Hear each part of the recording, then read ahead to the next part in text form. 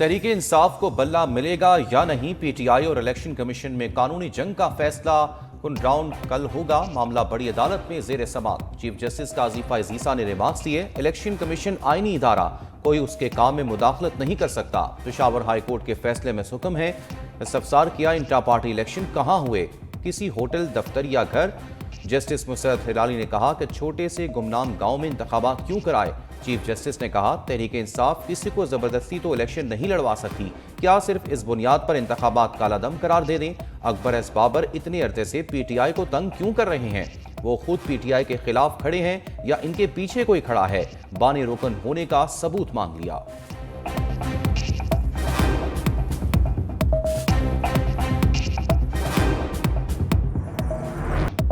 क्या दीगर जमातों के आइन को भी इतनी बारीकी से देखा जाता है? दौरान समाज जस्टिस मोहम्मद अली मजहर का इस्तफसार।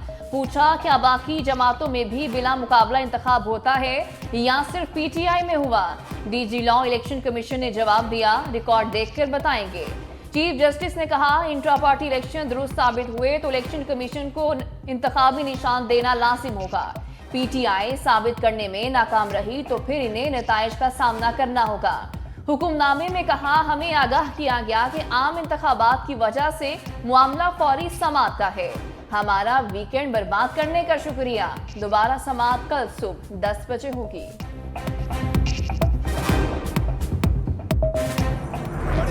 समाअत के बाद चेयरमैन पीटीआई बैरिस्टर गोहर की जारहाना इनिंग। कहा, हमें फिक्स मैच का सामना है, तवक्को करते हैं हमारे लिए इंसाफ का तराजू बराबर होगा। इलेक्शन कमीशन के पास 2 चश्मे हैं, एक चश्मे से बाकी सियासी जमातों को देखा जाता है और एक चश्मे से सिर्फ तहरीके इंसाफ को। बड़ी जमात को निकालेंगे तो अवाम इलेक्शन को नहीं मानेंगे। उम्मीद है सुप्रीम कोर्ट बल्ले का निशान बहाल रखेगी।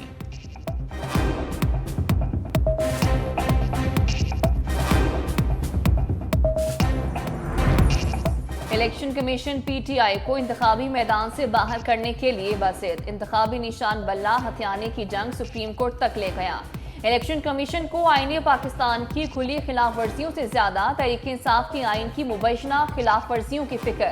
90 रोज की आईनी मुदत में इंतखाबात कराने की बजाय हीले बहाने करने वाला इलेक्शन कमीशन पीटीआई को सजा दिलवाने के लिए हर हद पार करने पर भी तैयार। मुबस्सरीन के मुताबिक इलेक्शन कमीशन की तवज्जो शफाफ इंतखाबात की बजाय इस बात पर है कि किसको जितवाना है और किसे इलेक्शन से आउट करना है। बुलेटिन में शामिल है खुसूसी report.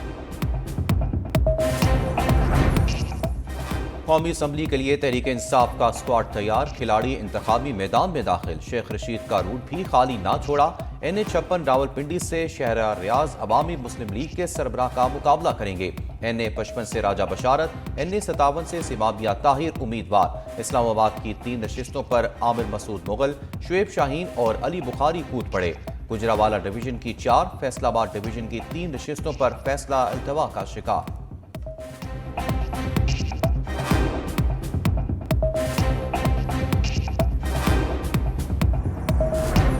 Chairman Tehreek Insaf barrister Gauhar NA10 बुनेट से हरीफों को टफ टाइम देंगे। NA18 हरीपुर उमर अयूब खान के सपोर्ट। असद कैसर NA19 सवाबी से मुकाबले के लिए तैयार। NA4 सवास से मुराद सईद को मन की मुराद मिल गई। शहरियार आफरीदी NA35 को हार। शेर अफसर मरफत NA41 से इलेक्शन लड़ने के लिए बेकरार। अली मोहम्मद खान को NA23 मतदान से उतार दिया गया। पंजाब असम्बली की 297 में से 218 सीटों पर भी टिकट जारी।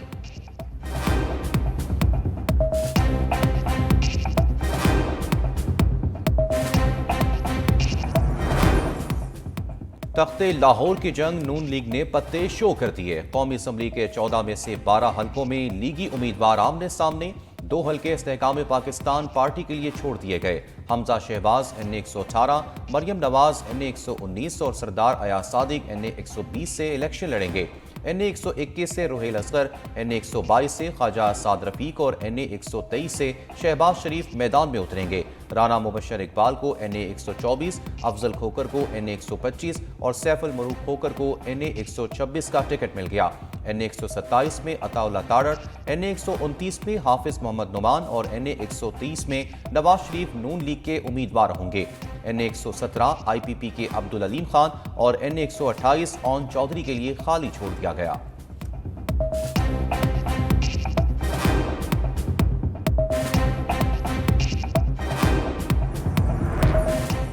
नवाज शरीफ लाहौर से पंजाब असेंबली के 2 हलकों पर भी इलेक्शन लड़ेंगे। मरीम नवाज और हमजा शहबाज भी पंजाब असेंबली के एक हलके से मैदान में उतरेंगे। सरदार अयाज सादिक और शेख रोहेल असगर की लड़ाई में सुहेल शौकत बट कुर्बान हो गए। दोनों सीनियर रहनुमा NA 121 से इलेक्शन लड़ना चाहते थे। सुहेल शौकत बट NA 120 से टिकट के उम्मीदवार थे। लीगी क़यादत ने सुहेल शौकत बट को PP पंजाब असेंबली का टिकट देकर NA 120 से सरदार अयाज सादिक को उम्मीदवार बना दिया। PTI की डॉक्टर यास्मीन राशिद को हराने वाले वहीद आलम खान को टिकट न मिल सका। मियां मरहूब, बिलाल यासीन और शहबाज खोकर नवाज शरीफ के कौमी हलके से पंजाब असेंबली के उम्मीदवार होंगे।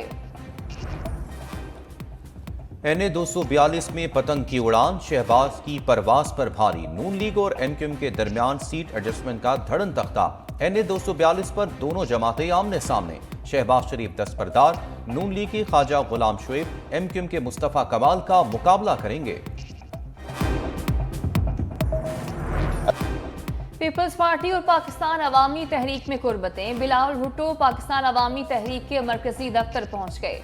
मुश्तरका प्रेस कॉन्फ्रेंस में मिलकर चलने का ऐलान। बिलावल भुट्टो ने कहा, मॉडल टाउन में गोलियों की निशानात आज भी मौजूद हैं। साहनिया मॉडल टाउन की तहकीकात होनी चाहिए जो अभी तक नहीं हो सकी। जिम्मेदारों को सजा मिलनी चाहिए। नफरत और तकसीम की सियासत का खात्मा करना चाहते हैं। पाकिस्तान का पुरम चेहरा दुनिया के सामने लाएंगे।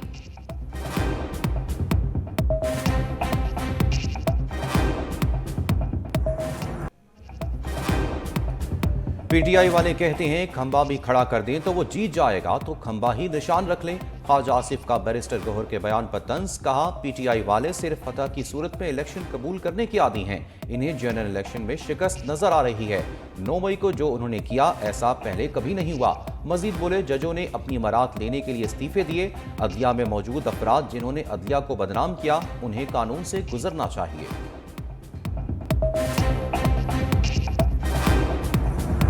जस्टिस एजाजुल हसन भी सुप्रीम कोर्ट के जज ना रहे। सदर आरिफ अलवी ने जस्टिस एजाजुल हसन का इस्तीफा मंजूर कर दिया। Justice Ejazul Hasan seniority list में दूसरे नंबर पर थे। चीफ जस्टिस काजी फाइज ईसा के बाद अक्टूबर 2024 में चीफ जस्टिस ऑफ पाकिस्तान बनने वाले थे और अगस्त 2025 में उनकी रिटायरमेंट थी। वजारत कानून और इंसाफ की जानिब से नोटिफिकेशन भी जारी।